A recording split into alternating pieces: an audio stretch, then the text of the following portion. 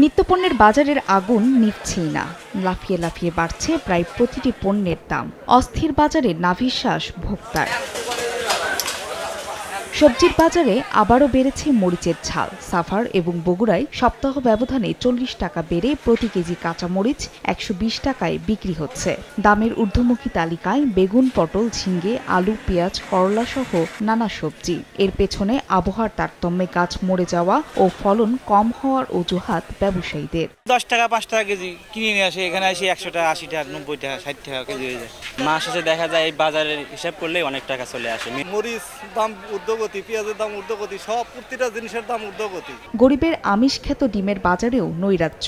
খুলনাতেও dozen ঠেকেছে ১৫০ টাকায়। তবে কিছুটা স্বস্তি মুরগির বাজারে। ব্রয়লার, কক আর সোনালী মুরগির দাম কমেছে কেজিতে ২০ থেকে ৩০ টাকা।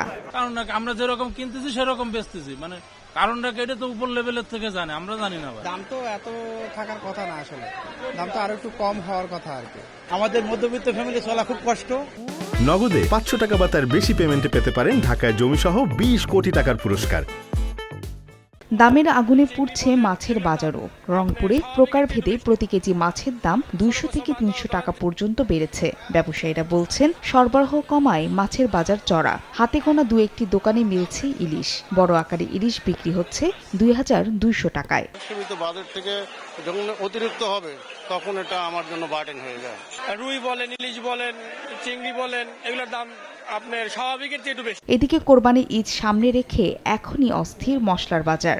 দামের ঊর্ধ্বগতির প্রতিযোগিতায় এগিয়ে সাদা এলাচ। বিক্রি হচ্ছে কেজি প্রতি ৩,১০০ টাকায়। এছাড়া কালো এলাচ ২,৭০০ টাকা, গোলমরিচ ৭৯০ টাকা, দারুচিনি ৪৩০ টাকা এবং জিরা বিক্রি হচ্ছে ৬০০ থেকে ৬২০ টাকায়। ঈদের আগে বাজার মনিটরিং চান ভোক্তারা।